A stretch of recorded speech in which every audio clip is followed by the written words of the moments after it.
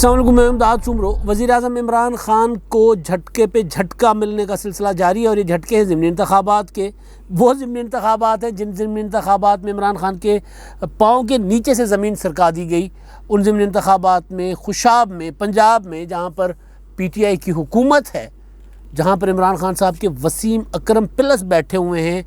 और खुशाब जो इमरान ख़ान साहब का पड़ोसी ज़िला है मियांवाली के पास, वहाँ पर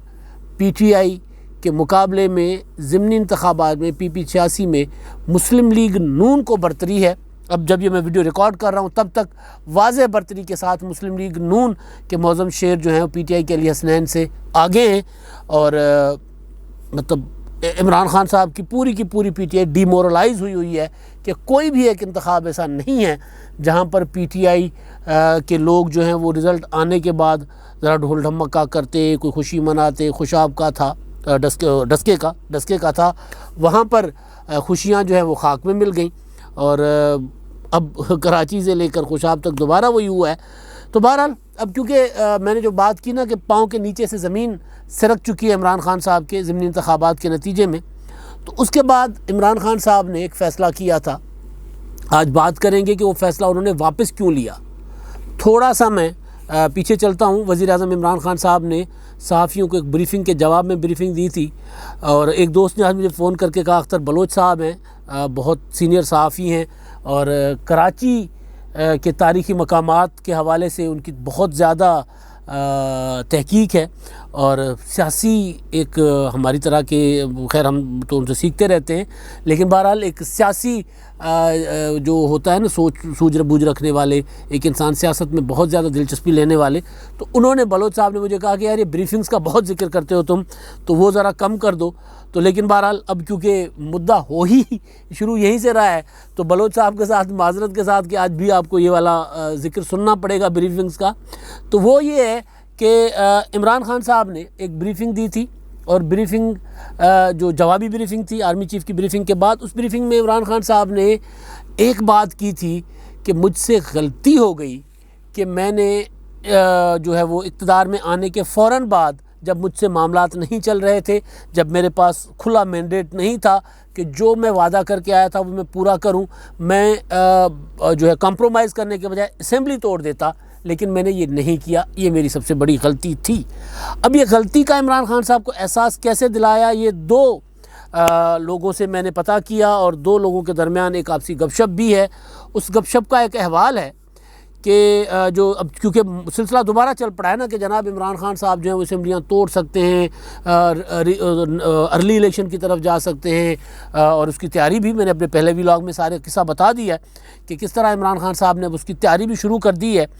तो अब ये जो था कि इमरान ख़ान साहब ने ये गलती का एहसास, और उसके बाद असेंबलियाँ तोड़ना, अब कह रहे हैं कि जनाब, आज मैं सुन रहा था फवाद चौधरी साहब को भी उन्होंने आसमा शिराजी को एक इंटरव्यू दिया, उसमें उन्होंने जहाँ बाकी मामला का बताया तो उन्होंने कहा नहीं जी, हमारा कोई ऐसा इरादा नहीं वज़ीर-ए-आज़म साहब का। और वो असद उमर साहब ने भी जो बात की थी, वो मिसाल देकर बात की थी, वो ऐसा कोई नहीं है कि कोई असेंबलियाँ तोड़ रहे हैं। लेकिन मैंने जब, ज़ाहिर है चीज़ें होती हैं ना कि एक ख़बर आती है, उस ख़बर की तरदीद आती है, या उसके अगेंस्ट कोई चीज़ सामने आ जाती है, फिर पता करना शुरू कर देते हैं कि भाई हो क्या रहा है, चल क्या रहा है। एक तरफ इंतख़ाबात की तैयारी वज़ीर-ए-आज़म साहब कर रहे हैं, दूसरी तरफ कह रहे हैं असेंबलियाँ भी नहीं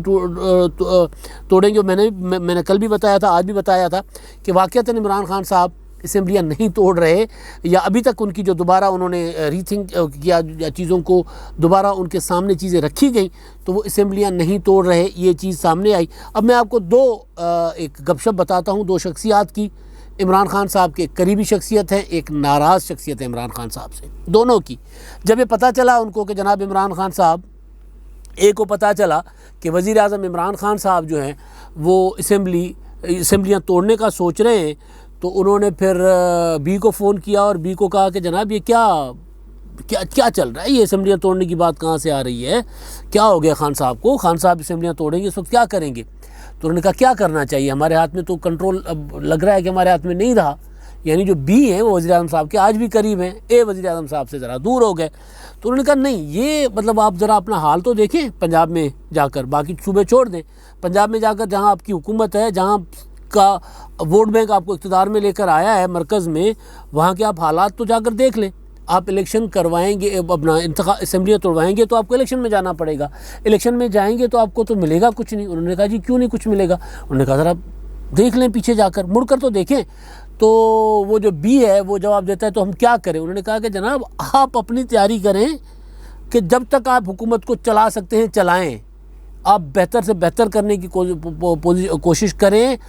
आप वो वाला जो बस मिस कर चुके हैं असेंबली तोड़ने वाली, वो अगर करते खान साहब तो वक्त पर करते। उस वक्त जब 2-4-5 माह में उनको पता लग गया था कि उनको कुछ नहीं करने दिया जा रहा जेन्युइनली, या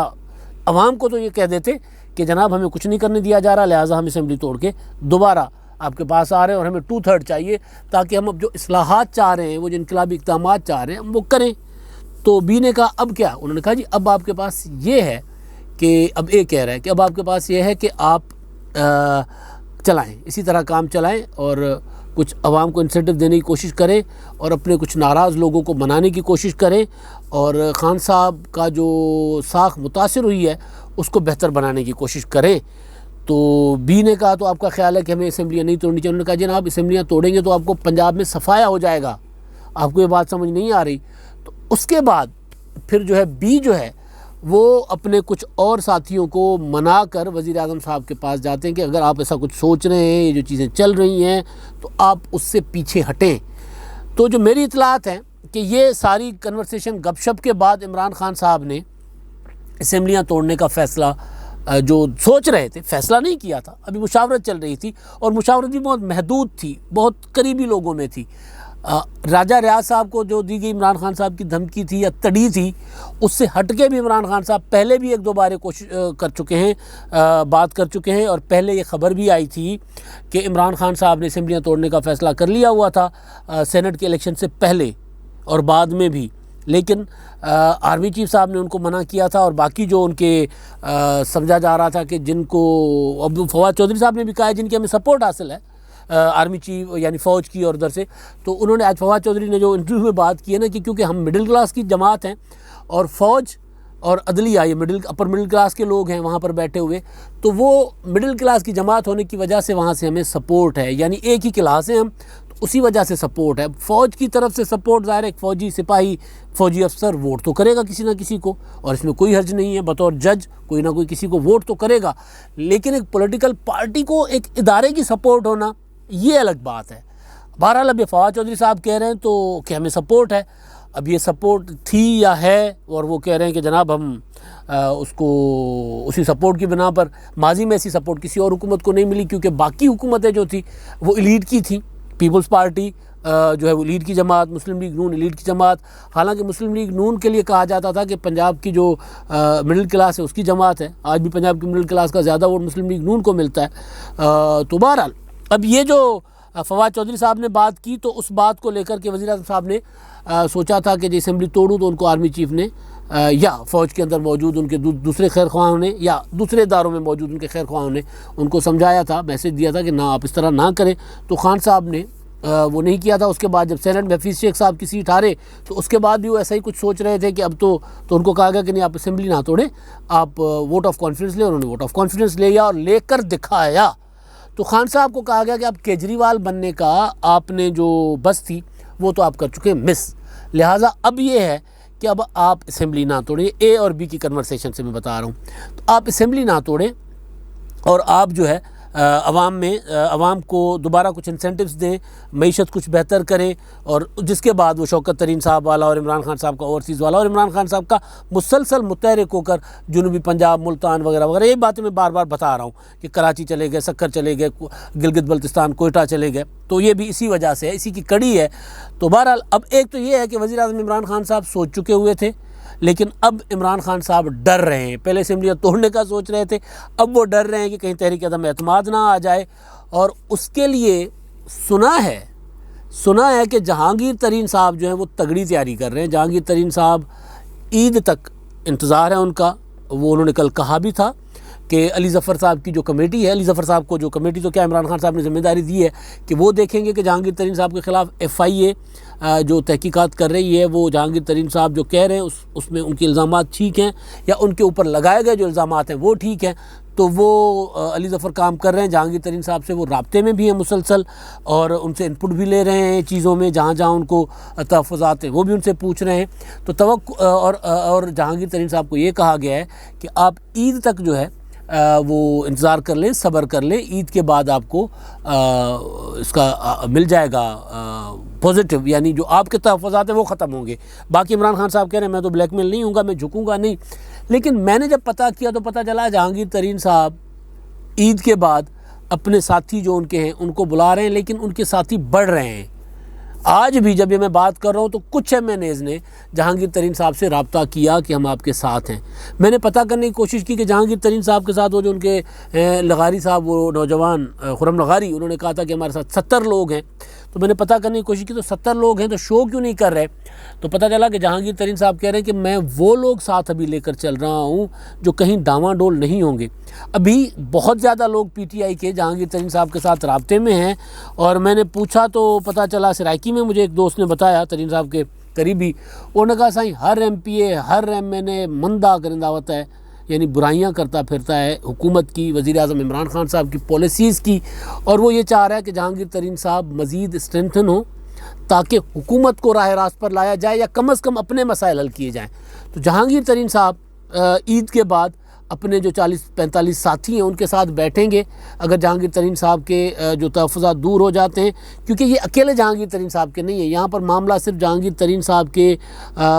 जो FIA की तहकीकात का नहीं है अब, क्योंकि ये जो सारे MNAs MPAs हैं इनके अलग अलग मसाइल भी हैं। बेशक वो जहांगीर तरीन साहब के साथ खड़े हुए, लेकिन वो अब जहांगीर तरीन साहब के साथ खड़े होकर अपने मामलात भी सीधे करेंगे। ज़ाहिर है वो ये नहीं है कि सिर्फ जहांगीर तरीन साहब की तहकीकात ख़त्म हो जाएगी। तो जब ये होगा कि जनाब जहांगीर तरीन साहब के साथ मिल के हम वो कर सकते हैं जो पौने 3 साल में हमें नहीं मिला, वो इज़्ज़त मिल सकती है, वो फ़ंड्स मिल सकते हैं, वो मसाइल हल हो सकते हैं जो पौने 3 साल में हमें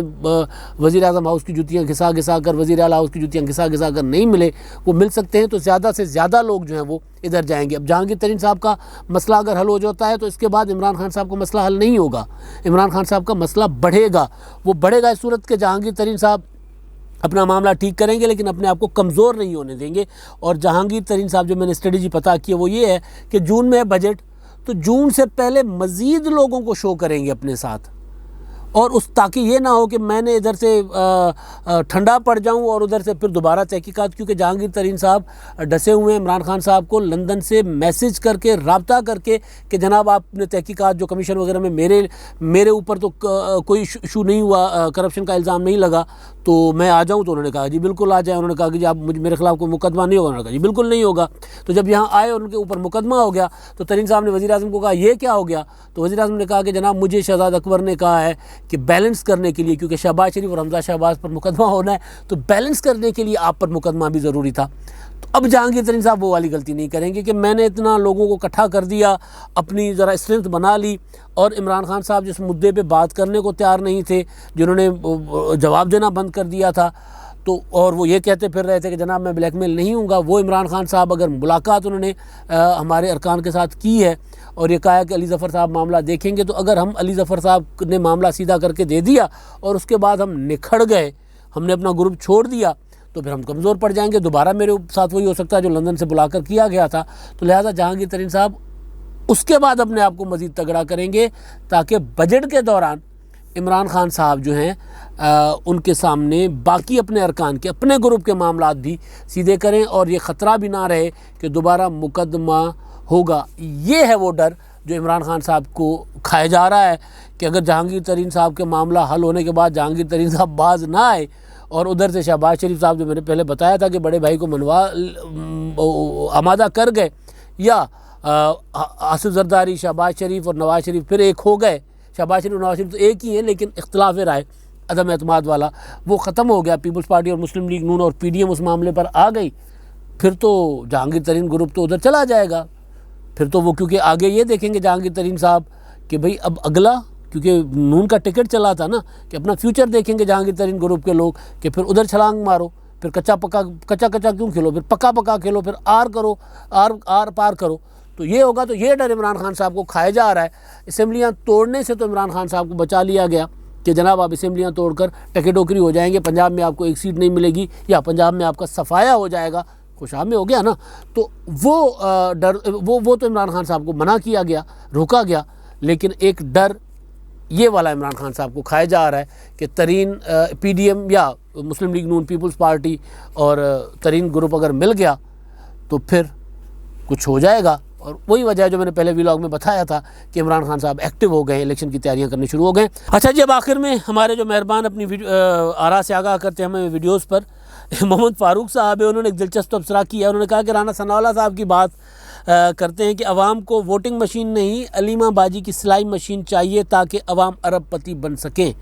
अब ये अलीमा बाजी, राना सनाउल्लाह साहब भी ना कमाल बात करते हैं, ज़ाहिर है कभी कभी बहुत बारीक जो है वो तंज करते हैं, बहुत तीखी। तो राना साहब वो जो मोहतरमा अलीमा साहिबा, जो अलीमा खान इमरान खान साहब की बहन है, अलीमा खानम, उनके ऊपर एक बना था कि जनाब वो था उनके न्यू जर्सी में कुछ प्रॉपर्टीज़ निकली थी, तो उस पर उनका वो साकिब निसार साहब की अदालत थी, तो बहरहाल उस पर मामला आया था। तो उन्होंने कहा था कि जनाब मेरा ना काम है, उसका गारमेंट्स का काम है, तो उससे मैंने ये अपनी प्रॉपर्टीज़ बनाई हैं। इल्ज़ाम था कि शौकत खानम के ट्रस्ट के पैसों से बनाई है ये वो। तो बहरहाल उस पर लोगों ने एक मजाक बना दिया था कि सिलाई मशीनों से उन्होंने अरबों रुपए बनाए हैं। तो उस पर राना साहब कह रहे हैं कि वोटिंग मशीन नहीं, लोगों को वो वाली मशीन चाहिए ताकि लोग अरबपति बन सकें। तो बहरहाल भाई अब मसला ये है कि वोटिंग मशीन तो नहीं, लेकिन वो जो मैं जाऊँगा राना सनाउल्लाह साहब की तरफ नहीं जाऊँगा, पर रशीद साहब वाली बात जो मैंने अपने आज के पहले व्लॉग में की थी कि भाई लोगों को इस वक्त लोग चाह रहे हैं वेंटिलेटर्स, कोरोना के लिए लोग चाह रहे हैं कि जितने भी हुकूमत के पास वसाइल हैं कोरोना को के ख़ात्मे के लिए, रोकथाम के लिए और लोगों के इलाज के लिए झोंकें, वैक्सीन्स मंगवाएं, वेंटिलेटर मशीन मंगवाएं, ऑक्सीजन मैक्सिमम का जो अरेंज करें। अभी ईद आ रही है, लोगों की मूवमेंट होगी, लोग शहरों से गाँव में जाएंगे, गाँव से शहरों में आएंगे, तो उसमें भी बड़ा मसला हो सकता है। तो बहरहाल अब ये जमील ख्वाजा साहब हैं जी, वो ये कह रहे हैं कि खान साहब, ये सिंधी में उन्होंने कमेंट भेजा, मैं सिंधी में पढ़ूंगा फिर उसका उर्दू में तर्जुमा करके बताऊंगा। खान साहब अगर एतिरो मुड़ुस माण्हू, खान साहब एतिरो मुड़ुस माण्हू कोन्हे जो बुरी तरह हाराइण लाइ असेंबली तोड़े जेल वञणो अथसि छा। ये कह रहे हैं कि खान साहब को इतने बहादुर नहीं है कि वो जेल जाने के लिए असेंबलियाँ तोड़ें, जेल जाना है क्या उन्होंने। तो ये बिल्कुल मैं पहले भी कह चुका हुआ था ये बात कि खान साहब जो हैं उनको पता है कि अगर वो उनको कहा गया, और पहले तो मुझे पता चला था कि वो असेंबलियाँ नहीं तोड़ रहे क्योंकि उनको पता चल गया, अब पता चला कि उनको ये मशवरा दिया गया है बाज़ाब्ता कि भाई असेंबलियाँ तोड़ने के बाद हम टक्के टोकरी हो जाएंगे, कुछ भी नहीं रहेगा। और फिर उसके बाद सारे असेंबलियाँ तोड़ने के बाद जब इलेक्शन होगा तो हालात बता रहे हैं कि मुस्लिम लीग नून की हुकूमत आएगी, और मुस्लिम लीग नून की हुकूमत आएगी तो मरीम नवाज़ साहबा तो कह चुकी हुई हैं कि हमने अपने हिस्से का एहतसाब भुगत लिया, अब नैब ख़त्म नहीं होगा, अब इमरान खान साहब की बारी। अब तक के लिए इतना ही, अल्लाह हाफ़िज़।